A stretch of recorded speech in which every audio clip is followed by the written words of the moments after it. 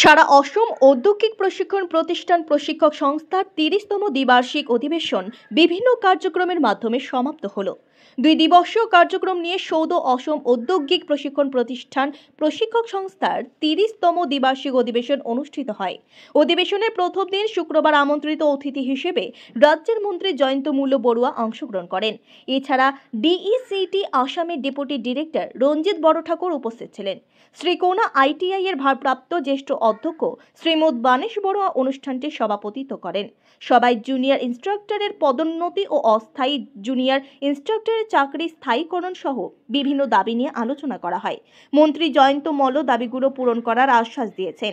অধিবেশনের দ্বিতীয় দিনে নতুন কমিটি গঠন করা হয়। নতুন কমিটিতে দ্বিতীয়বারের জন্য আশাবুদ্দিন লস্কর, সাকির আহমেদ লস্কর এবং জ্যোতি প্রকাশ পুরকায়স্থকে যথাক্রমে সভাপতি, সাধারণ সম্পাদক এবং কোষাধ্যক্ষ হিসেবে মনোনীত করে 21 সদস্য নিয়ে পূর্ণাঙ্গ কমিটি গঠন করা হয়।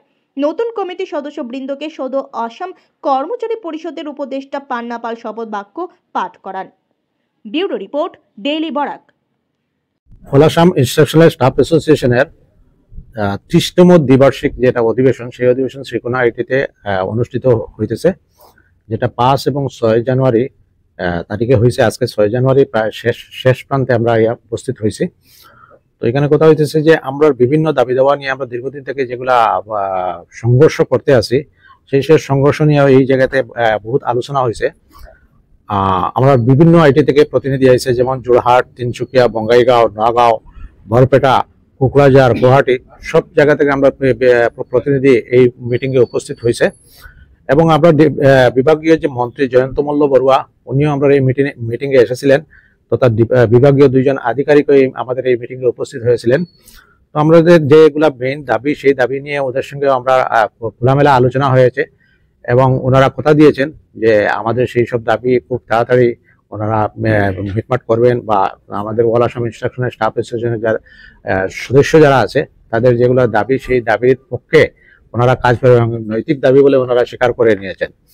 আর বরাকবেলির ক্ষেত্রে এই অধিবেশন বরাকবেলির ক্ষেত্রে প্রথমই, কিন্তু শ্রীকোনা আইটিতে এ ধরনের কোনো মিটিং এর আগে কখনো হয়নি। এটা আমাদের কাছে একটা গৌরবের বিষয়, যে সময় বিভিন্ন জায়গা থেকে এখানে প্রতিনিধি এসেছেন, আমাদের মেম্বাররা এসেছেন। শ্রীকোনা আইটিআই এই ক্ষেত্রে খুব গৌরব অনুভব করতেছে, বা আমরা নিজেদেরকে সম্মানিত ভাব করতেছি।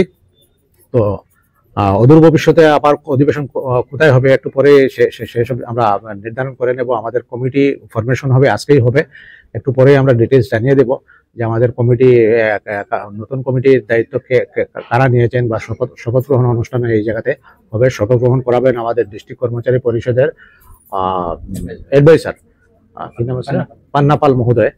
আর আমাদের এই নতুন কমিটির ফরমেশনের যে যখন ফরমেশন হবে, সেই জায়গাতে আমাদের অবজারভার হিসেবে থাকবেন এমই অ্যাসোসিয়েশনের প্রেসিডেন্ট মিস্টার এনামুল হক বড়লস্কর সাহেব, উনিও আছেন এই জায়গাতে, একটু পরে উনিও এসে যাবেন। এটুকুই আমাদের আজকের মূল কর্মসূচি বিষয়বস্তু। আমি all Assam ITI instructional staff অ্যাসোসিয়েশনের জেনারেল সেক্রেটারি। আমরা শ্রীকোনা আইটিআইতে 30তম দ্বিবার্ষিক অধিবেশন 2 দিনের জন্য করেছি। গত দিনে আমাদের এখানে মন্ত্রী মহোদয় এসেছেন। ওনাকে আমাদের যে মুখ্য ডিমান্ড ছিল, যেটা আমাদের জুনিয়র ইনস্ট্রাক্টরের প্রমোশন, জুনিয়র ইনস্ট্রাক্টর টু সিনিয়র ইনস্ট্রাক্টরের প্রমোশন, আর একটা ছিল আমাদের কিছু সংখ্যক এমপ্লয়ি বিভিন্ন আইটিআইতে আছেন যারা অ্যাডহকে অনেক বছর ধরে কাজ করছেন, তাদের সার্ভিস রেগুলারাইজেশন করার জন্য আরো কিছু অন্যান্য সামান্য ডিমান্ড ছিল আমাদের। আমরা মন্ত্রী মহোদয়ের কাছে সেই সব ডিমান্ড নিয়ে আলোচনা করেছি। মন্ত্রী মহোদয় বলেছেন যে অতি শীঘ্র উনি এটা সমাধান করে দিবেন। আর আমাদের ডাইরেক্টর অফিস থেকে 2 জন ডেপুটি ডাইরেক্টর এবং এই ডেপুটি সুপারিনটেন্ডেন্ট একজন এসেছিলেন। ওনারাও আমাদের সহযোগিতা করেছেন এবং আমাদের দাবিগুলা অতি শীঘ্র রূপায়ণ করার জন্য বলেছেন।